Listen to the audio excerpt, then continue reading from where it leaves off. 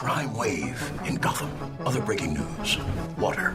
Wet. Coming up, more problems for a troubled earthquake. Yep, We're having an earthquake. Breaking into homes and tickling people. Fans quickly trashed his pantsless look on social media. Also, in other news, The whistles go woo! He was murdered and then set on fire while celebrating his birthday. He's on the lean and the model. I said, oh, Lord Jesus, it's a fire. He thought the car was a spaceship and that the driver was an alien. He lost his life savings, $2,600. And all he has to show for it is this stuffed banana with dreadlocks. It's time for another news here on the Bernstein and Goff Show on 670 The Score, 670thescore.com. Also on Watch, 670thescore.com. We appreciate when you watch. We like it when you watch on Facebook Live as well. Dan? Yes? This man is not only good at his job, but he's great at his hobby as well. I know of whom you speak. He is Boston Red Sox Mookie Betts. This from MLB.com. Would you consider yourself good at your job?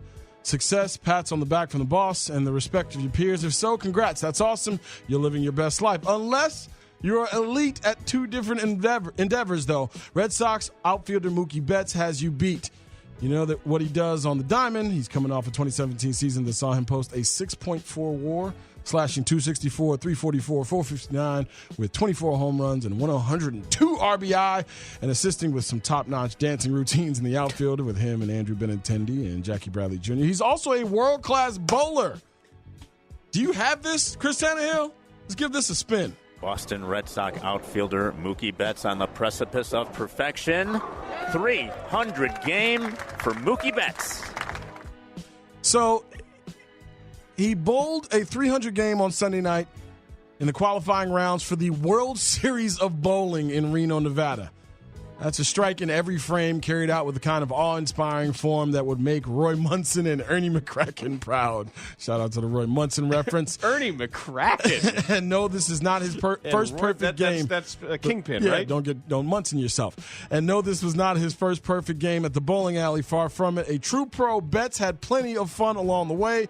He's messing around with the follow-through. He's looking back at the crowd. He's performing like these PBA guys really did. You're a pro bowler.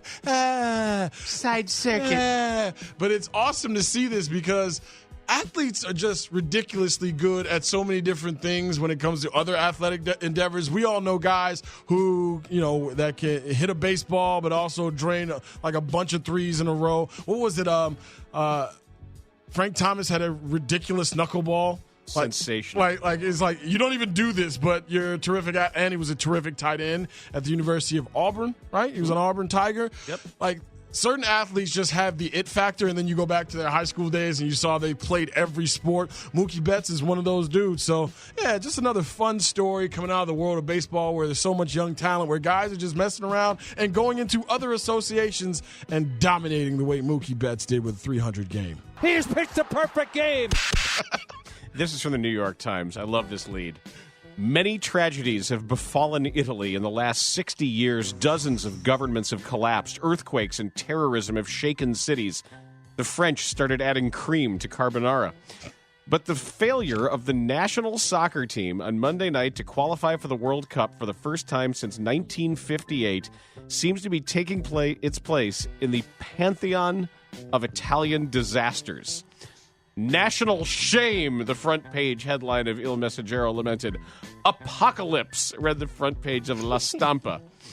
A historic gaffe, the Corriere della Sera chastised. Goodbye, World Cup. Goodbye, World Cup! I mean, this is crazy.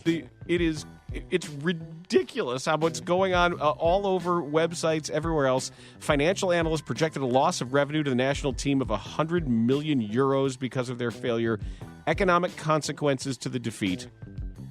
A national humiliation. The failure to qualify, according to the editor of Corriere dello Sport, a national shame without precedent. Wow. Entire generations have never known this tragic experience. I mean, think about this.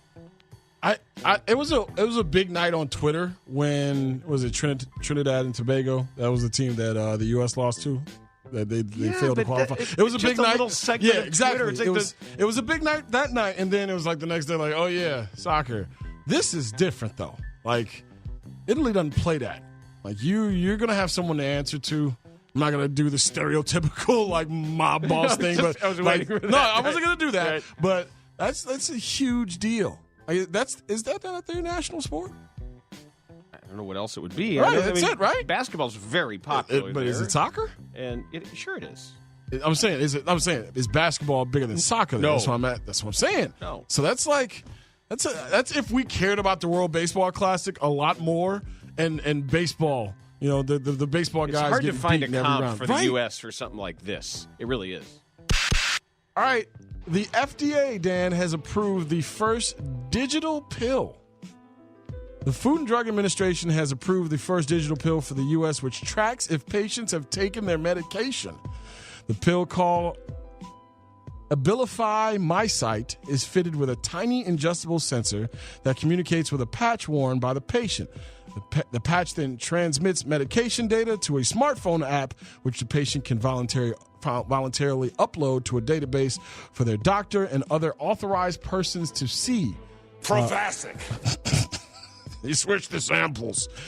Abilify, and I hope I'm pronouncing that right. Abilify is a drug that treats schizophrenia, bipolar disorder, and is an add-on treatment for depression. Yeah, and I have heard doctors warning against the use of Abilify.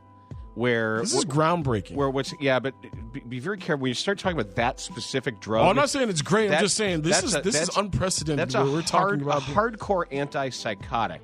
And I read an article that was written by a psychiatrist who was concerned about the overprescription of Abilify based on their ad spending and based on pushing it on people. On people who farmer reps where garden variety depression, while real and serious and significant, may not rise to the level of a drug quite like this. How powerful it is. Yes, and this particular psychiatrist is really worried about the expanding use of this drug, considering what some of the side effects could be. The Abilify MySight features a sensor the size of a grain of sand made of silicon, copper, and magnesium.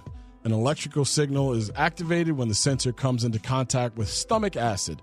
The sensor then passes through the body naturally. A patch the patient wears on their left rib cage receives the signal several minutes after the pill is ingested. Ladies and gentlemen, I thought it was a lot when we were allowing Amazon drivers to unlock and lock our doors coming up here with that Amazon key. Have you seen I'll be damned. People will know whether you took your pill or not. Have you seen the video of the nanobot taking a sperm to an egg? No. Check that out. See if you can find the video. It's a nanobot that's it's a coil that actually grabs a swimming sperm and takes it over to the egg, which when you think about it is really dangerous because there's a reason why one is supposed to reach there ahead of the others. Strongest, and if you're bringing one from the back of the pack, you're inviting all kinds of problems, but that's not why you're called. This is making the rounds from various media outlets. Farmington, Utah. A petition that aims to change the mascot of a high school being built in Utah has already gained thousands of signatures. The mascot will be the phoenix, a bird that rises from the ashes in Greek mythology, according to station KSTU. The petition explains when cheering for the team, no one will say, "Go Phoenix," and will instead use the plural form of phoenix, saying, "Go Phoenixes," because that would be the plural form of phoenix. Here we go. Phoenixes. And some say that sounds a lot like a part of the male anatomy. The petition, started by Farmington resident Kyle Fraughton, says there will be a never-ending barrage of references to male anatomy directed at our children. Won't someone think of the children?